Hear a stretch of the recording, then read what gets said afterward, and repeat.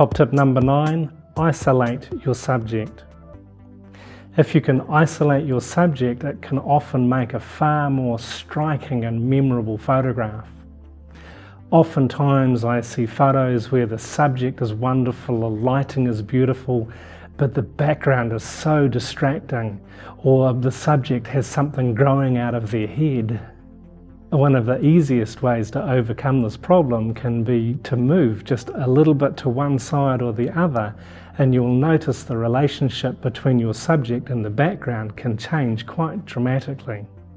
Also, by moving your point of view higher or lower, this can have a similar effect. Or if you can move your subject, for example, if you're shooting a portrait, shift the person to an area or location where the background is not so cluttered and distracting. My favourite technique for eliminating a distracting background is shooting with a lens that can open up to f1.4 or f2.8. Using these very wide apertures, it's easy to get your subject sharp and your background well out of focus. Depending on what lens you're using and how wide the aperture will open will affect how much the background is out of focus. If you're using a fairly wide angle lens, you'll need a very wide aperture. I have a 35mm f1.4 lens, and this is beautiful for creating isolated subjects. If you're using a longer lens, your background can be more out of focus, even using, say, f4 or f5, depending on the distance between your subject and the background and your subject and your camera. You'll need to really experiment with this to get a feel for how far your subject needs to be from the background, depending on what lens and what aperture setting you're using. You can also isolate your subject by careful use of lighting. If you can place your subject in a location where there is more light falling on your subject than there is on the background, you can take your exposure meter reading from the subject and the background will appear a lot darker in the photograph, so long as the light ratio is different enough.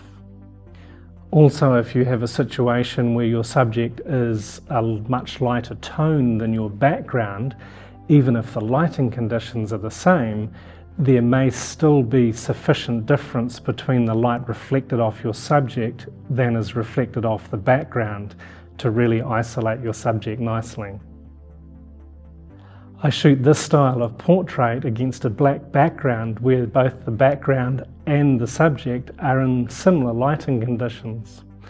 The sun is behind the background and the subject is standing just out of the shade area, so the light is reflecting off the bare earth in front of them to give a nice warm fill light. This is just using available light. I use no flash or other artificial light in these photographs. I rely on metering carefully off the subject's faces and knowing that that is a lot brighter than the background, my subjects are isolated. Having the light behind the subject also adds a nice backlight to separate them from the background somewhat. By isolating your subject from the background, you can make more dramatic and memorable photographs.